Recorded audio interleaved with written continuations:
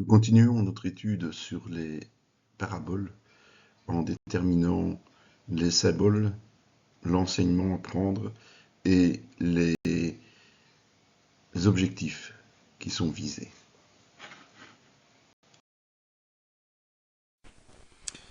Le riche insensé. En fait, c'est quelqu'un qui demande une intervention de Jésus au sujet du partage d'un héritage. Et c'est pour ça que Jésus va profiter de l'occasion pour donner ce type d'enseignement. Et pour expliquer en fait où se trouve la vraie sécurité. Les terres d'un homme riche avaient beaucoup rapporté. Il raisonnait en lui-même disant « Que ferai-je ? Car je n'ai pas de place pour serrer ma récolte. Voici, dit-il, ce que je ferai. J'abattrai mes greniers, j'en bâtirai des plus grands. J'y amasserai toute ma récolte et tous mes biens, et je dirai à mon âme, tu as beaucoup de biens en réserve pour plusieurs années. Repose-toi, mange, bois et réjouis-toi. Mais Dieu lui dit, insensé, cette nuit même ton âme te sera redemandée. Et ce que tu as préparé, pour qui cela sera-t-il ? Il en est ainsi de celui qui amasse des trésors pour lui-même, qui n'est pas riche pour Dieu. Il n'y a pas de symbole inexistant ici. Enfin, existant, pardon. Il n'y a pas de symbole parce qu'il n'y a pas de raison d'avoir de symbole. Jésus parle directement de ce riche qui est obsédé par le matérialisme. Et ce matérialisme, en fait, est un piège pour lui. C'est un problème parce qu'au niveau spirituel, il est tout à fait nulle part. Rappelons quand même que Dieu n'est pas opposé à la richesse, à la prospérité en tant que telle, mais qu'il est opposé à l'attitude maladive face au matérialisme, face à toutes ces possessions. C'est tout. Okay, donc c'est important quand même de notifier les choses. Ça ne veut pas dire qu'aucun riche ne sera jamais sauvé. Hein. Bon, soyons clairs. Mais ce riche mettra à disposition des autres ses biens pour aider justement l'œuvre du Seigneur, pour qu'il y ait une équité entre les membres. Donc, Jésus est interpellé par ce riche qui a un problème d'héritage. Et ce problème d'héritage l'obsède. Il veut dire combien, moi qui travaille avec les personnes âgées, combien de fois on entend parler de problèmes familiaux uniquement basés sur les héritages. Les gens se sentent toujours lésés, veulent toujours avoir plus que les autres, veulent parfois, ou même souvent avoir l'héritage avant la mort, c'est plus pratique, et des tas de choses comme ça. Et ces gens sont bloqués et malades à cause de cela. Et on remarque que Jésus ne donne pas de réponse à cette question. Parce que Jésus n'est pas venu pour traiter des problèmes matériels, il est venu pour traiter des problèmes spirituels. Et donc pour lui, la question d'héritage n'a aucune importance. Ce qui est important, c'est le problème spirituel de cet homme riche.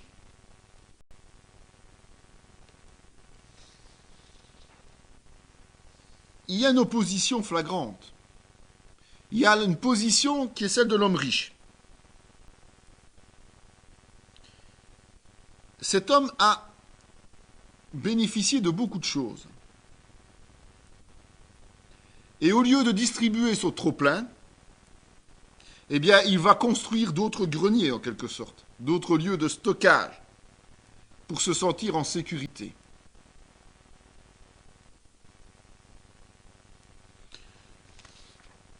C'est un homme égocentrique. C'est un homme qui utilise un terme, un pronom personnel singulier qui est je. Il vit dans le péché. Il se considère quasiment comme un dieu parce qu'il trouve des solutions pour garantir sa propre sécurité à long terme. En fait, sa richesse, c'est de l'idolâtrie. Sa richesse, c'est adorer, c'est un objet d'adoration. Progressivement, il est arrivé à une chose, c'est au culte de sa propre personnalité. Et ce n'est pas se réjouir du fruit de son travail, ça. C'est de se dire, je suis le meilleur et tout m'est dû. En fait, le gros problème, c'est qu'il est spirituellement comblé par le matériel. Et puis, il y a la réalité biblique. Et la parabole dit que ce riche est un insensé. Insensé, c'est spirituellement avoir le péché figé dans le cœur, évidemment. Au point d'en arriver au culte de sa propre personnalité en connaissance de cause. Parce que cet homme sait ce qu'il fait.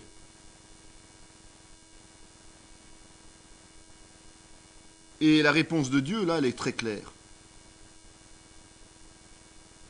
Les projets humains sont destinés à s'effondrer, et bien souvent sans avertissement. Et en tous les cas, toutes les figures de cas, ils n'assurent pas l'avenir, contrairement à ce qu'on peut s'imaginer. Le comportement charnel, le comportement insensé empêche aussi de préparer sa mort physique et donc son avenir spirituel. Cet homme ne s'imagine pas mourir un jour, soyons clairs. Il s'imagine vivre très âgé. Et puis, la troisième phase de la réponse de Dieu, c'est de dire que notre âme lui appartient et qu'elle partira vers lui sans aucune richesse matérielle. Donc, à quoi bon amasser au-delà de nos besoins, et bien au-delà de nos besoins, plutôt que de distribuer au moins le surplus de ce que nous avons et de nous préparer à cette vie éternelle par le salut. On se rend compte effectivement qu'il y a une grosse différence entre la perception, la vision charnelle des choses et la vision divine des choses. Ça, il faut en être conscient, absolument conscient. La seule priorité du chrétien, ça doit être Christ. Et le fait de posséder des choses doit être mis à profit des autres. Et c'est ça la vraie richesse. C'est d'avoir notre regard fixé sur Jésus-Christ et tout ce que nous avons, tout ce que nous recevons, nous devons l'utiliser en pensant au profit du plus grand nombre. C'est pas de dilapider n'importe comment et de donner à ceux qui se plaignent, c'est pas ça. Il faut le discernement spirituel de nouveau, soyons clairs. Mais c'est effectivement parce que nous avons le regard fixé sur Christ, utiliser nos biens pour le royaume de Dieu, tout simplement. Le figuier stérile.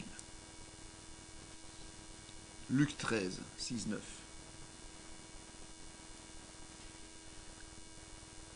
À ce moment, on pose une question existentielle à Jésus. En fait, Pilate a fait mettre à mort des Galiléens, mais il les a fait mettre à mort selon un principe sacrificiel.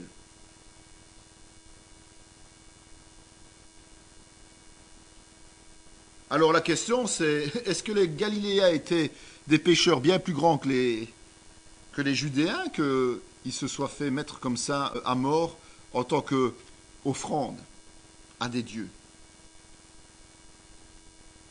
Jésus, évidemment, répond très clairement non.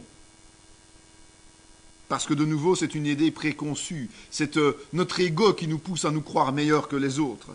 Et à croire, à ce que les Judéens croient qu'effectivement, ils sont meilleurs que ceux qui sont là, les Galiléens, qui sont malheureusement condamnés par Pilate. Tout le monde mérite la mort. Nous tous, nous méritons la mort. Et donc, c'est dans ce contexte-là qu'il va sortir la parabole sur le figuier stérile. Un homme avait un figuier planté dans sa vigne. Il vint pour y chercher du fruit, il n'en trouva point. Alors il dit au vigneron, « Voici 3 ans que je viens chercher du fruit à ce figuier, et je n'en trouve pas. Coupe-le. Pourquoi occupe-t-il la terre inutilement ?» Le vigneron lui dit, « Seigneur, laisse-le encore cette année. Je creuserai tout autour et j'y mettrai du fumier. Peut-être à l'avenir donnera-t-il du fruit, sinon tu le couperas. » Mais la vigne, c'est le monde, dans ce cas-ci. Le figuier, quelque part, c'est Israël. C'est l'Église de l'Ancien Testament, en quelque sorte. C'est le peuple de Dieu. Et donc, si on va par extension, on arrive à l'Église universelle. Le propriétaire, c'est Dieu le Père. Et le vigneron, c'est Jésus, l'intercesseur. Si on repositionne chaque personne comme ça, on a beaucoup plus facile de comprendre le concept. Et l'enseignement, c'est de nous dire que Dieu attend de nous une productivité spirituelle. Nous devons porter des fruits, les fruits de l'esprit. Nous devons faire les œuvres par la foi et de la foi. Et dans les œuvres de la foi, il y a l'évangélisation. Et il a placé une limite à notre improductivité, une limite dans le temps, au bout de laquelle il va demander des comptes. Et Dieu lui-même dit à un moment donné, puisque tu ne produis rien, eh bien, je vais t'abattre. Mais Jésus est là comme notre intercesseur. Et Jésus est là pour demander à ce que nous obtenions un sursis. Et c'est ça qui est merveilleux de la part de Jésus. Alors, ça signifie au sens large que nous sommes dans la fin des temps, nous en sommes conscients aujourd'hui, et que nous sommes destinés à annoncer la bonne nouvelle, donc à porter du fruit. Nous sommes dans la période de grâce, et le vigneron a obtenu cette période de grâce par le sacrifice, justement. Notre seul espoir de vie, c'est Jésus-Christ. Donc notre seul espoir, c'est le salut par Jésus-Christ. Donc nous devons agir de façon concrète maintenant. Nous ne devons pas attendre parce qu'à un moment donné, la fin sera là. Et ce sursis que Jésus nous a obtenu, c'est justement le sacrifice de la croix, c'est cette période de grâce, c'est la vie de l'Église universelle. Sinon, Dieu brisait tout. D'accord ? L'invité prétentieux. Jésus, convié à un repas chez un pharisien, observe les convives et il va regarder ces convives qui se disputent. Ils se disputent quoi ? C'est comme tout à l'heure, la première place. Chacun veut être à la place d'honneur. C'est une réaction orgueilleuse, on en est bien conscient. Et donc, il va en profiter pour sortir une parabole sur l'humilité. Jésus avait l'art de profiter des occasions comme ça pour donner des enseignements. Il adressa ensuite une parabole aux conviés en voyant qu'ils choisissaient les premières places. Il leur dit, lorsque tu seras invité par quelqu'un à des noces, ne te mets pas à la première place, de peur qu'il n'y ait parmi les invités une personne plus considérable que toi et que celui qui vous a invité, l'un et l'autre, ne vienne te dire « cède la place à cette personne-là ». Tu auras alors la honte d'aller occuper la dernière place. Mais lorsque tu seras invité, va te mettre à la dernière place afin que, quand celui qui t'a invité viendra, il te dise « mon ami, monte plus haut ». Alors cela te se fera honneur devant tous ceux qui seront à table devant toi. Car quiconque s'élève sera abaissé, quiconque s'abaisse sera élevé. Luc 14, 7, 11. Il n'y a pas de symbolique ici de nouveau. Donc ne partons pas sur le principe ridicule de dire chaque fois il y a du symbole, il n'y a pas de symbole. Il y a des endroits où il n'y a pas de symbole, il n'y a pas besoin de comprendre ce qui est ou ce qui n'est pas. Les termes sont clairs et ça correspond à une situation concrète. Donc on est à un repas, les noces, c'est une fête. Et dans les fêtes, il y a des protocoles. On sait bien, tout le monde a déjà participé à des noces, mais on met les invités d'honneur, il y a la table d'honneur qui est là, et puis il y a d'autres tables, et on organise les places de tous les serviteurs, de tous les invités, en fonction du rang qu'ils ont dans la société et autres, ou la proximité familiale et tout ce qui s'ensuit. Et donc, le bon sens demande que quand on se présente, on n'aille pas tout de suite s'asseoir à la table d'honneur. Même à la limite si on a droit à cet honneur, si on estime avoir droit. Il ne faut pas se précipiter parce que le gros risque, c'est d'être humilié publiquement. Jésus dit, il vaut mieux s'humilier personnellement, c'est-à-dire se mettre dans les derniers rangs et attendre qu'on nous invite à passer devant. Si on ne nous invite pas, il n'y a pas de souci. Mais si on nous invite, on sera honoré. C'est important quand même de se rendre compte de ça. Donc, le principe selon Jésus, c'est quoi ? La première chose, c'est qu'il faut se placer après les autres. Il faut mettre les autres devant soi. Il faut honorer les autres. Puis, il faut laisser à l'autre l'occasion de nous honorer. Donc, s'il le décide. Donc, si vous vous mettez derrière tout le monde, eh bien, vous laissez à l'autre l'occasion de vous mettre en avant. Et ça rejoint le principe précédent qu'on a vu, c'est de se mettre au service des autres. Se mettre derrière les autres, c'est se mettre au service des autres. Donc c'est le concept du serviteur. L'orgueil est condamné inéluctablement par Dieu. Ça, il n'y a rien à faire. Dieu n'aime pas les orgueilleux. Il résiste aux orgueilleux. Parce que l'orgueilleux va rejeter d'office Jésus. Il ne voudra pas donner la première place dans sa vie. Il veut la garder pour lui, la première place. Donc il ne donnera pas la première place à Jésus. Or, c'est ça qui se passe. C'est que si vous êtes un invité, même un invité important, si vous vous mettez à la première place, vous prenez celle de Jésus. Or, Jésus a la première place. Donc déjà, vous êtes, dans le meilleur des cas, deuxième. Mais dans le principe de l'Église, vous devez vous mettre en dessous. Et c'est Dieu lui-même qui décide des choses. Donc, mourir à soi-même, c'est un signe d'humilité. Ne pas avoir de prétention pour soi, c'est un signe d'humilité. C'est le fait qu'on ne se voit pas comme important aux yeux de Dieu et à nos propres yeux, parce qu'effectivement, nous n'avons pas de valeur en tant que personne. Nous n'avons de valeur qu'au travers de Jésus-Christ. C'est être conscient que tout nous vient de Dieu, que tout ce que nous avons reçu n'est pas mérité.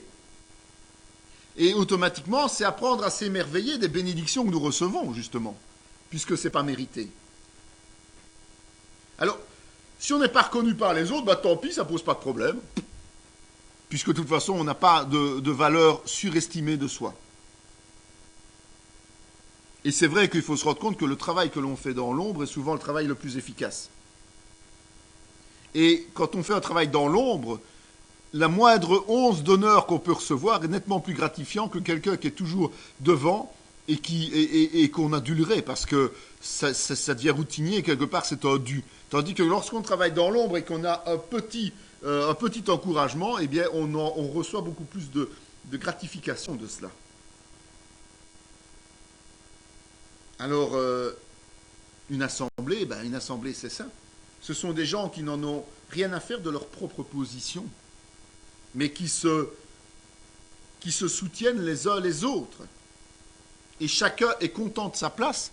Chacun n'a aucune exigence pour une place ou l'autre. Il est content de ce qu'il reçoit. Il est content de là où il est, et il est content lorsqu'il reçoit aussi, soyons clairs.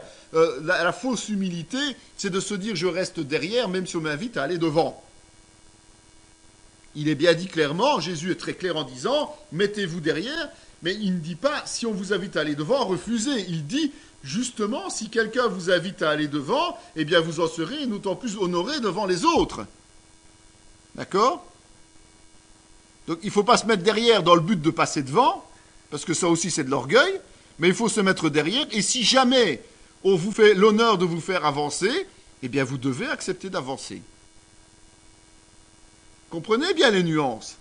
C'est important, c'est très important de bien comprendre ce que Dieu veut faire avec nous, et comment Dieu nous voit dans son...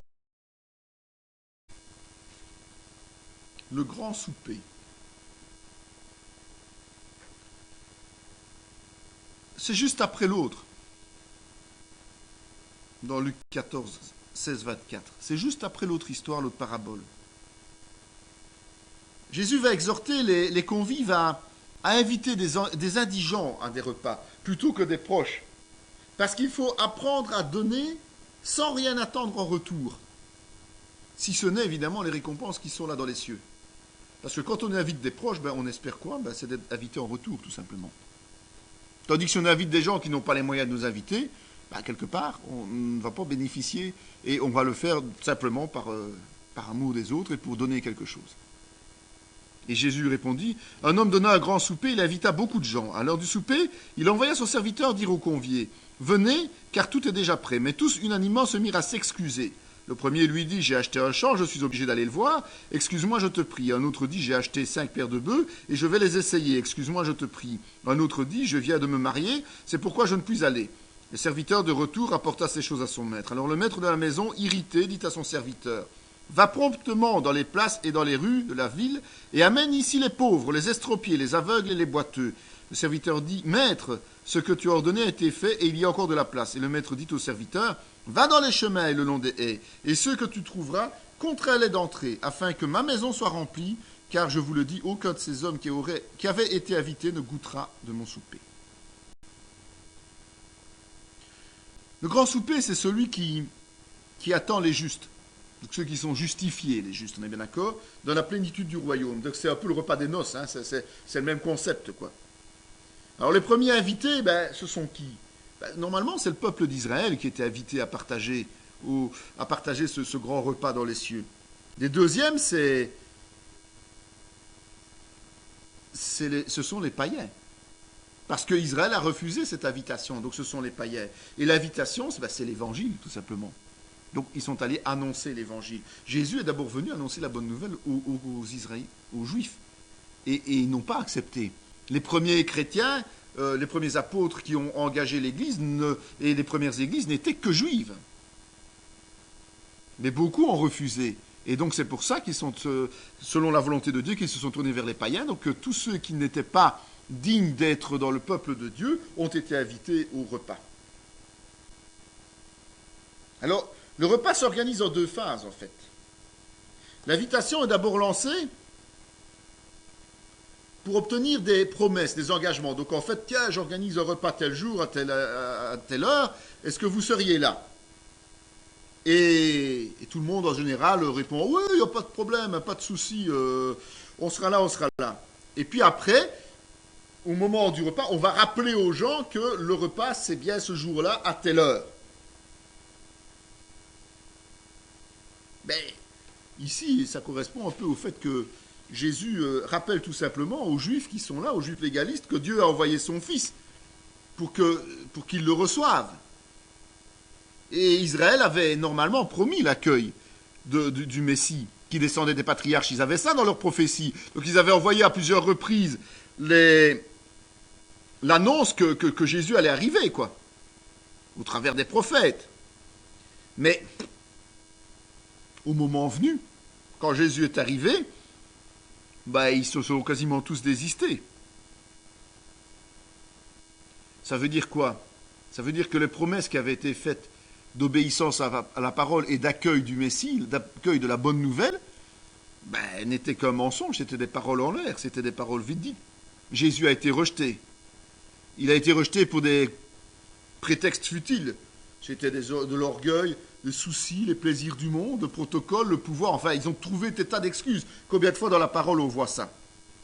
Et de ce fait-là, l'extension du royaume a été ouverte aux nouveaux invités, donc aux laissés pour compte. En fait, ces laissés pour compte, ce sont tous les païens qui n'avaient aucune place dans le royaume de Dieu, comme je le disais tout à l'heure. Et Israël est totalement rejeté. Ce n'est pas seulement Israël est partiellement rejeté, Israël est totalement rejeté. Alors que les invités viennent de partout, du monde. D'accord? C'est notre mission d'ailleurs d'aller annoncer la bonne nouvelle aux quatre coins du monde.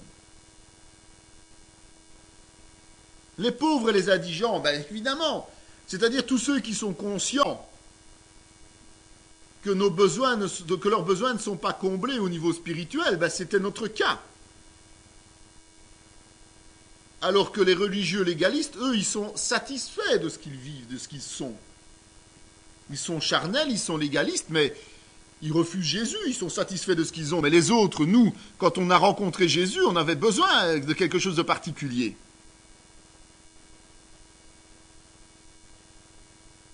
Et c'est de partout.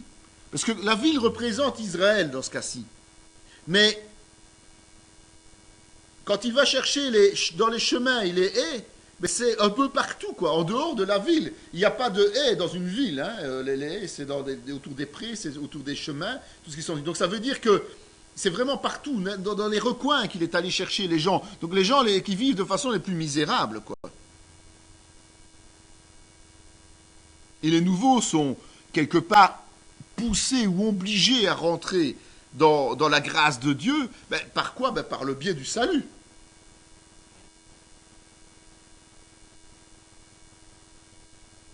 C'est un choix libre. Donc quand on invite quelqu'un, on ne lui impose pas. Hein, on est bien d'accord, c'est un choix libre. Mais c'est un choix nécessaire si on veut participer au grand repas du Seigneur.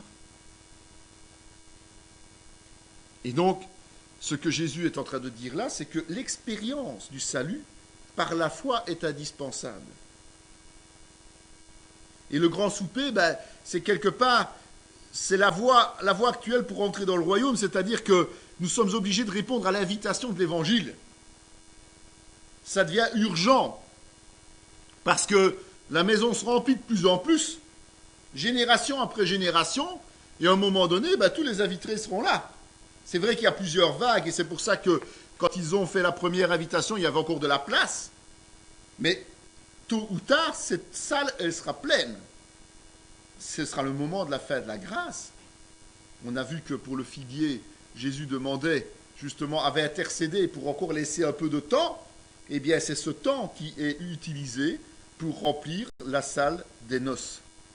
Et c'est important de se rendre compte que le temps est compté. Donc, lorsque nous travaillons, nous, dans ce cadre-là, lorsque nous invitons les gens, nous devons veiller à ne pas justement choisir nos amis, entre guillemets, ceux qui nous conviennent pour annoncer la bonne nouvelle, parce que quelque part on attend en retour quelque chose. C'est ce que je disais au tout début, quand on invite quelqu'un à un repas, quand c'est un ami, on attend en retour qu'il nous invite, mais c'est d'inviter n'importe qui, c'est-à-dire d'aller vers tous ceux vers qui le Seigneur nous envoie, et tous ceux qui sont en besoin spirituel, ne pas perdre notre temps avec ceux qui ne veulent pas entendre parler de l'évangile, comme les Israélites, comme les Juifs, et comme des gens du monde qui n'en veulent pas, ne pas perdre du temps avec eux, parce que le temps, nous devons absolument le consacrer à inviter ceux qui sont prêts à accepter, justement, cette invitation. Et souvent, ce sont ce qu'on peut considérer comme, entre guillemets, des rebuts de la société, c'est-à-dire des gens qui sont paumés, mais qui sont prêts à recevoir parce qu'ils sont conscients qu'ils sont paumés, eux. Alors que d'autres sont tellement prétentieux qu'ils ne peuvent pas admettre qu'ils sont paumés. Comme cet homme riche qui croyait pouvoir subvenir à tous ses besoins jusqu'à bien tard et qui, alors qu'il avait à peine amassé ses richesses, était repris auprès du Seigneur, sans rien évidemment. On va encore voir une double parabole, celle de la brebis égarée et de la pièce perdue. C'est de nouveau pour montrer à quel point l'amour de Dieu, l'amour salvateur de Dieu est puissant pour son peuple perdu et errant. Elle s'adresse en fait vraiment à tous ceux qui sont en marge de la société, qui ne sont pas bien, et qui sont dans le péché, éloignés de Dieu. Comme les publicains à l'époque, les collaborateurs, comme les gens de mauvaise vie. Jésus est allé vers ces gens-là parce qu'ils étaient vraiment les parias de la société, mais c'était les seuls qui étaient prêts à entendre parler de la volonté de Dieu. Alors la brebis, il est dit ceci, que vous en semble, si un homme a 100 brebis et que l'une d'elles s'égare, ne laisse-t-il pas les 99 autres sur les montagnes pour aller chercher celle qui s'est égarée ? Et s'il la trouve, je vous le dis en vérité, elle lui cause plus de joie que les 99 qui ne se sont pas égarés. De même, ce n'est pas la volonté de votre Père qui est dans les cieux, qu'il se perde un seul de ses petits. Matthieu 18, 12 à 14. Luc aussi en parle, au chapitre 15.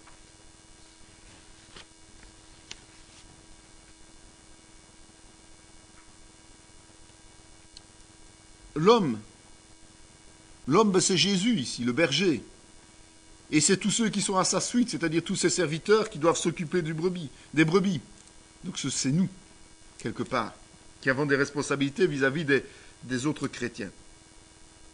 Le troupeau, c'est le corps de Christ. C'est ceux qui sont élus, qui sont destinés à entrer dans ce corps de Christ.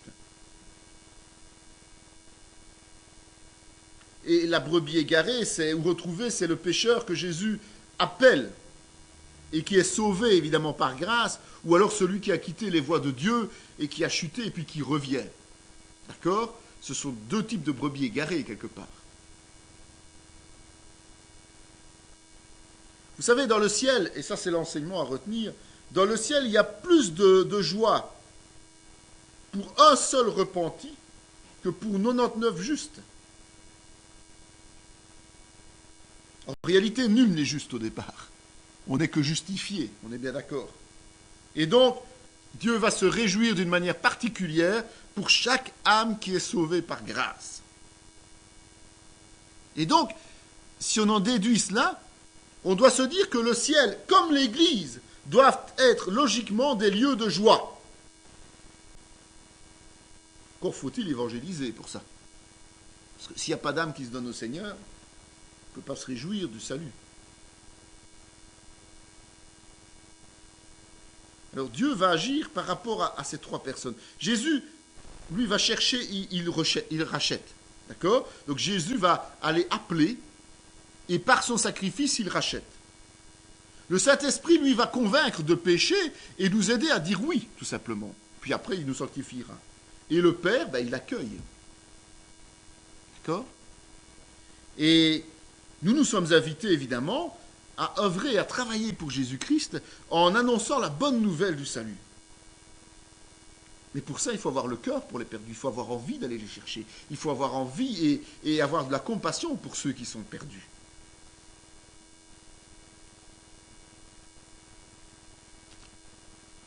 La brebis, c'était une brebis égarée sur 100. Ici, dans la pièce perdue, qui est la deuxième parabole similaire, on va parler d'une pièce pour 10.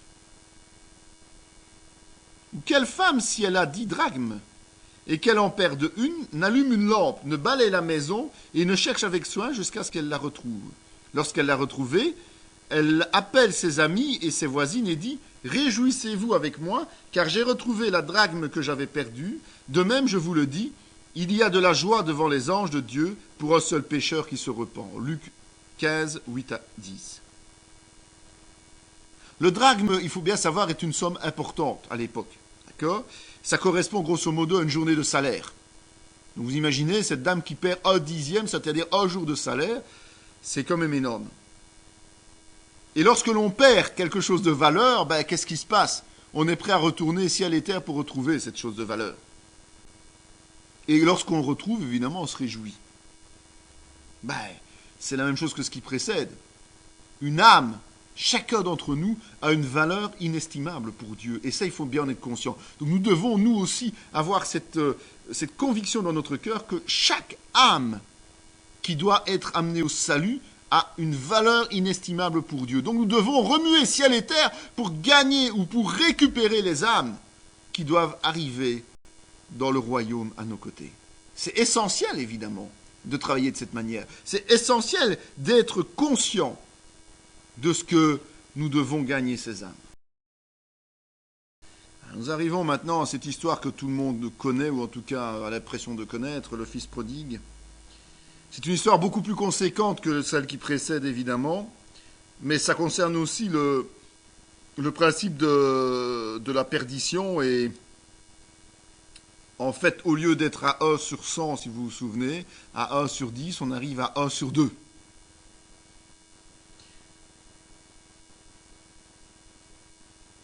Ici, il y a une nuance.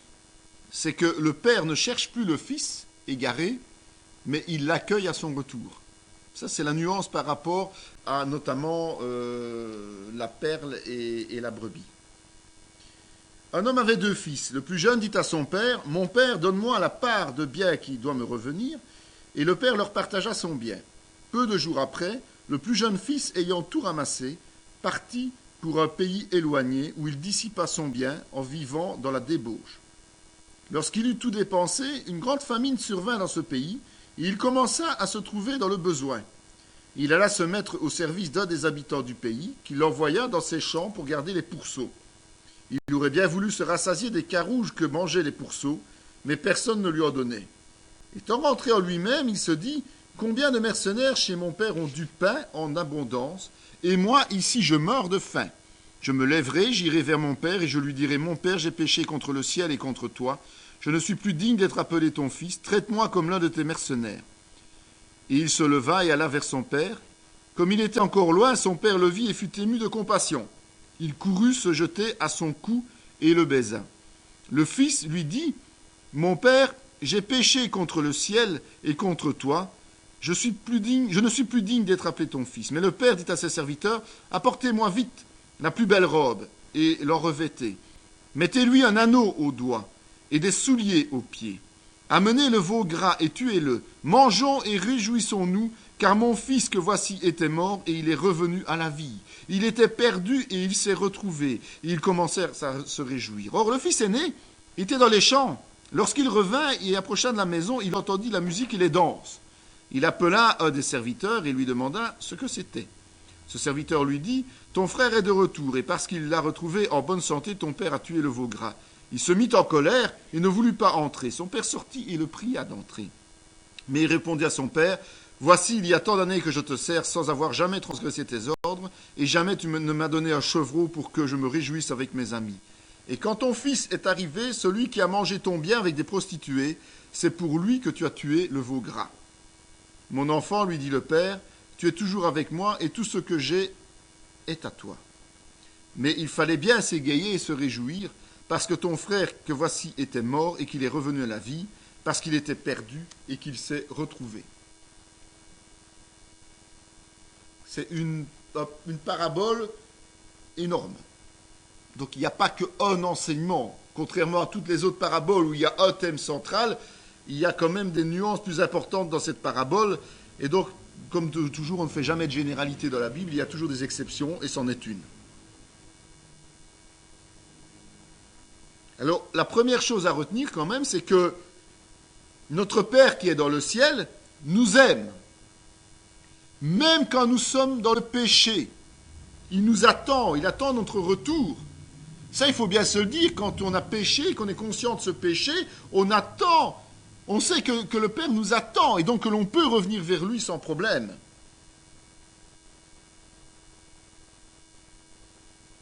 En plus, remettons-nous à l'époque où la parabole est donnée, et rendons-nous compte que c'est un texte provocateur pour les gens de l'époque. Pourquoi ? Parce qu'il s'agit du plus jeune fils. Or, selon la loi juive, on parle du droit d'aînesse. Et c'est l'aîné qui, normalement, doit avoir droit à son héritage, le fils ne touchant que peu de choses, le second. Ici, c'est le premier fils a reçu des choses alors qu'il est le plus jeune, ce fils prodigue. D'accord ? Et ça peut sembler scandaleux à ceux qui entendent cette histoire. Hein. Donc, mettons-nous dans le contexte de l'époque. Alors, d'abord, on a un départ. Un départ où le fils demande sa part d'héritage, il reçoit cette part d'héritage et il s'en va vers un pays lointain. Et là, tout ce qu'il fait, c'est dilapider tout, mais absolument tout, jusqu'au moment où il se retrouve affamé. Le fait, et ça il faut le souligner aussi, qu'on parle d'un pays lointain, c'est la preuve qu'il est vraiment tombé dans la séduction, dans l'illusion. Il est tombé dans le monde, en fait. Il n'y a rien à faire. Il n'a pas il n'a pas de commune mesure. Il est vraiment tombé au plus bas qu'il puisse tomber. Et c'est un juif, et il vit chez les païens. Et en plus, il est amené, comme je le disais tout à l'heure, en début de cours, qu'il est amené à s'occuper d'animaux impurs. Il irait même jusqu'à accepter leur nourriture qu'on ne lui donne pas. C'est une déchéance complète. Il faut bien se dire que celui qui rejette Dieu alors qu'il l'a connu, vit ça. Il vit ça. Une déchéance complète. Un chrétien qui chute tombe dans la déchéance complète. Le péché, c'est quoi ici ? C'est la décision de s'éloigner de Dieu en tombant dans l'immoralité, en fait. Et on voit qu'il y a plusieurs caractéristiques à ce rejet de Dieu. D'abord, il y a un éloignement. C'est le pays lointain. Il y a la débauche. Il va dissiper la fortune. On ose à peine deviner comment il a dissipé sa fortune entre nous. Hein. Il y a le dénuement spirituel. Il meurt de faim, en fait. Et il n'y a rien. Il y a l'esclavage. Quand on est pécheur, on est esclave du péché. Quand on a chuté, on est aussi esclave du péché. Il est insatisfait. La satisfaction est perpétuelle. Quand on a connu la communion avec Dieu et qu'on l'a quitté, on ne peut pas être satisfait de quoi que ce soit. Il ne trouve pas de remède dans le monde, puisque même la nourriture qu'on réserve au porc, on ne lui donne même pas. Donc il peut aller jusqu'à la mort spirituelle. jusqu'à la perdition et jusqu'à la folie. Ça, ce sont les risques qui amènent parfois jusqu'à une mort totale.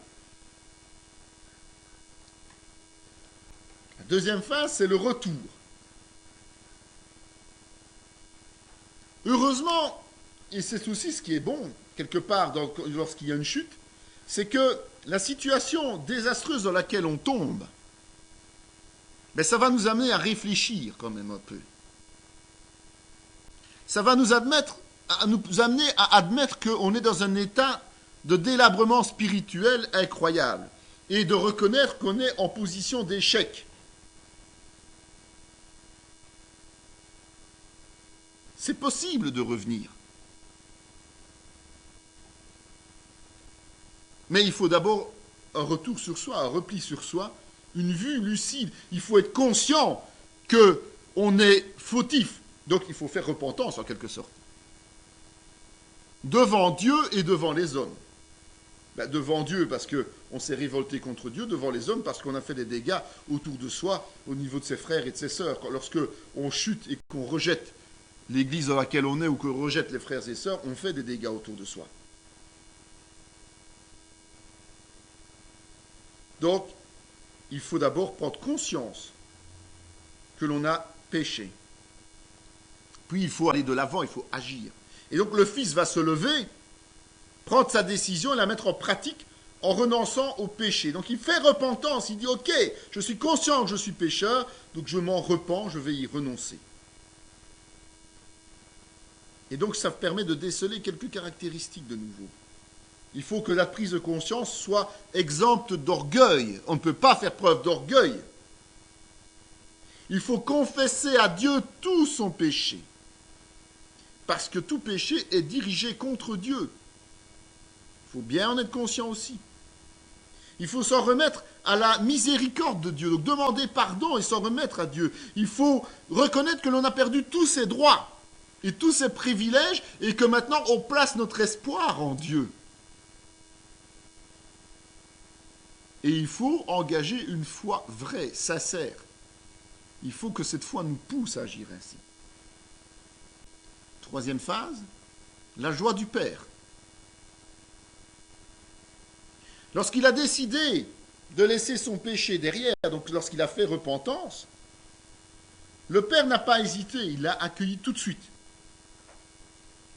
Christ nous a lavés par le sang de l'Alliance, donc automatiquement, un pardon veut dire que la dette est effacée immédiatement. Et même, le Père court vers le Fils. C'est le zèle de l'Évangile, ça, hein, quelque part. Le Père pardonne et il y a réconciliation entre le Père et le Fils. En fait, on se rend compte que l'amour du Père n'a jamais changé. Et si le Fils a chuté et s'est éloigné, le Père a toujours eu cet espoir parce qu'il l'aime, même pécheur. Et c'est le souvenir de ça qui a ramené le Fils prodigue. Il s'est rappelé qu'il a un Père qui l'aime. Dieu l'aime. Il le savait que s'il revenait vers lui, il serait mieux considéré que ce qu'il vivait là, à cet endroit, où il était en pleine déchéance. Et le festin qu'on lui offre, c'est la démonstration que Dieu lui pardonne sans condition. Il est retourné en grâce complètement. Et ça, il faut enseigner à ceux qui ont chuté et qui reviennent sincèrement que Dieu nettoie toute cette faute. La grâce est complète. Et souvent, on s'arrête là dans l'histoire. Mais il y a une phase suivante, le frère aîné. Ah, on l'oublie souvent celui-là. On s'arrête au fils prodigue, et tout le monde connaît bien l'histoire du fils prodigue. Mais on oublie celle du frère aîné à côté. Et donc, c'est la deuxième direction de la parabole. Je vous ai dit qu'il n'y avait pas qu'un seul message principal, il y en a deux ici. Après avoir abordé l'histoire du fils cadet, Jésus aborde celle du fils aîné. Donc c'est qu'il y apporte une importance équivalente, évidemment. Celui-là, il a toujours été fidèle à son père. Il est toujours resté dans la maison, au domicile. Mais son cœur n'a jamais été gagné à Dieu. C'est un fils qui est routinier dans sa foi. Il ne trouve pas d'occasion de se réjouir. Et en réalité, alors qu'il se croit dans les voies de Dieu, il est lui aussi en dehors des voies de Dieu. Dès qu'il apprend que son frère revient, au lieu de se réjouir comme le père, il se fâche. Attention à la façon dont on réagit quand des chrétiens qui ont chuté reviennent dans l'église. Attention à notre façon de réagir à ça. Il faut s'y préparer, parce que ce n'est pas aussi évident que ça, surtout s'il y a eu blessure. Comment le frère aîné vit-il ça? Eh bien, d'abord, il se sent dépouillé. Il est blessé. Il a des pensées d'accusation. Il est jaloux du bonheur que les autres affichent au retour de son frère. Il est légaliste. Il dit, mais moi, j'ai toujours marché dans les voies. Il s'auto-satisfait de sa façon de vivre. C'est pas comme ça qu'on vit pleinement la volonté de Dieu. Il manque d'amour, parce que le fils qui revient, qui est son frère, quand il parle au père, il lui dit « ton fils » plutôt que « mon frère ». Ça dénote effectivement qu'il y a quelque chose, et il y a de la rancœur. Et en plus, il l'accuse avec intransigeance. Il ne lui voit aucune circonstance atténuante. Il manque de respect vis-à-vis de son père, parce qu'il reproche le festin que son père fait. Mais son père est libre de faire ce qu'il veut. Dieu fait ce qu'il veut. Il pardonne à qui il veut. Il bénit qui il veut, quand il le veut. Et le fils aîné, lui, reproche à Dieu d'avoir pardonné à son frère. C'est un manque de respect vis-à-vis de Dieu.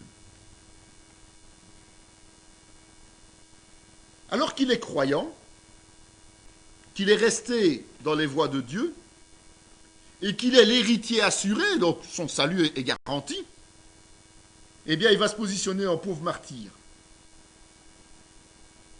Et il va commettre un péché comme s'il était un vulgaire incroyant, en se révoltant contre l'attitude de son père.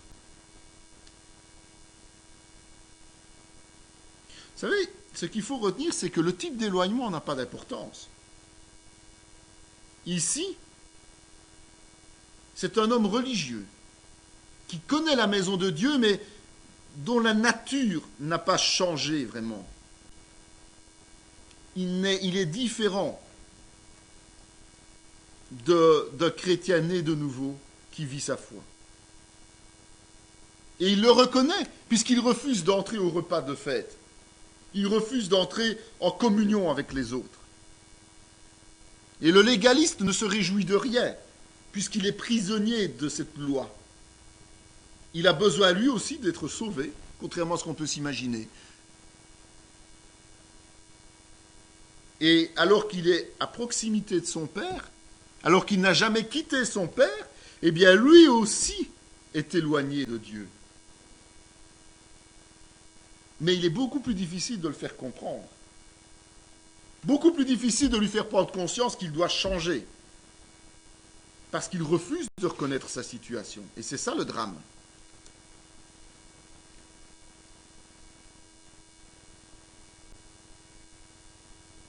Le père intervient. Et il lui signifie que le fils prodigue ne possède plus rien. Qu'il a simplement récupéré sa vie.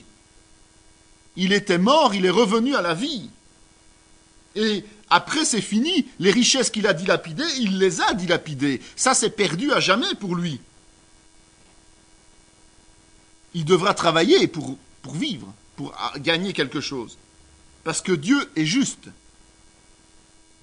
Quand il nous réhabilite après une chute, ce qui est perdu est perdu. Tout ce qui a été égaré a été égaré.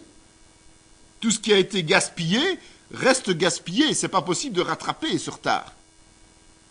Il pardonne, mais il ne rend pas ce qui a été perdu. Sauf la vie, évidemment. Et c'est pour nous très intéressant de le savoir et important de le retenir. Ça nous évite évidemment de trop facilement tomber dans la chute et dans le retrait, dans la désobéissance, puisqu'on se dit que si jamais on quitte les voies du Seigneur, ne fût-ce qu'un temps, tout ce que nous aurons perdu, nous ne le récupérerons pas. Donc pour nous, c'est important de le savoir. Vous savez, le meilleur exemple de la Bible, c'est le roi David. Quand commis l'adultère et qu'il a commis le meurtre, ben, il a été pardonné. Mais les conséquences ont été dramatiques. Il a fait mourir un homme et il a perdu 4 fils. Selon la proportion de la loi de Moïse, tout simplement. Et la loi de Moïse, c'est celle qui a été donnée par Dieu. Donc Dieu a dit, pour une mort, 4 personnes. Eh bien, il a perdu 4 fois. 4 fils. C'est terrible. Mais c'est comme ça. Mais il a été pardonné, restauré, et il est revenu dans les voies du Seigneur. Et la fin de cette parabole est intéressante parce que c'est la réplique du père vis-à-vis de ce fils qui est en train de se révolter. Et il n'y a pas de réponse en fait. Le père réagit, parle, mais on ne voit pas ce qui s'est passé par la suite. On ne sait pas ce que le fils aîné a fait ou dit. Lui qui est incapable de pardonner ou d'aimer ou de recevoir les pécheurs qui sont repentis. Cette part d'héritage qui était la moitié des biens du père reste au fils aîné. Et l'autre, a tout perdu. Et donc, le père lui dit, mais rassure-toi, tout t'appartient, tout ce que j'ai là maintenant t'appartient, l'autre a tout perdu, tu hériteras de ce qu'il y a là, de quoi t'inquiètes-tu? C'est important de bien maîtriser les deux côtés de cette parabole, parce que ça nous invite à veiller à notre propre comportement, vis-à-vis des nouveaux convertis d'abord, mais surtout vis-à-vis des rétrogrades, qui sont de retour au sein de notre communauté. Ils ont besoin d'amour, de pardon et d'humilité. Ils n'ont pas besoin de légalisme. Ils savent très bien qu'ils ont péché. Ils savent très bien qu'ils ont chuté. Ils savent très bien le prix qu'ils ont payé à leur égarement. Donc ça ne sert à rien qu'on vienne leur rappeler, ils le savent. Ce qu'ils ont besoin, c'est d'être entourés, d'être pardonnés, d'être compris, d'être entendus. Parce que pour être sauvé, il faut d'abord être perdu entre nous. Si on n'était pas perdu, on ne pourrait pas être sauvé. On est bien d'accord. Ça, c'est une vérité biblique encore. Et donc, si quelqu'un ne ressent aucun besoin, ça ne sert à rien de l'assister non plus. Mais lorsque quelqu'un vient et qu'il désire venir au Père, bien notre joie, elle doit être spontanée. Parce que c'est ce que Dieu attend de nous. Il veut, au travers de notre façon d'accueillir, nous montrer si oui ou non nous sommes en bonne santé spirituelle. D'accord? Le fils aîné n'était pas en bonne santé spirituelle. La parole laisse ouverte cette situation sans que l'on puisse vraiment se rendre compte de ce qui s'est passé après. Mais c'est important, c'est primordial de comprendre qu'on peut être éloigné de Dieu tout en étant assidu à l'Église. Important de retenir ça.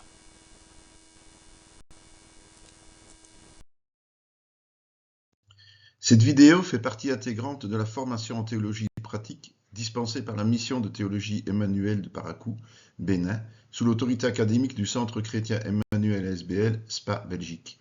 Pour mieux connaître nos activités, voici nos différentes adresses.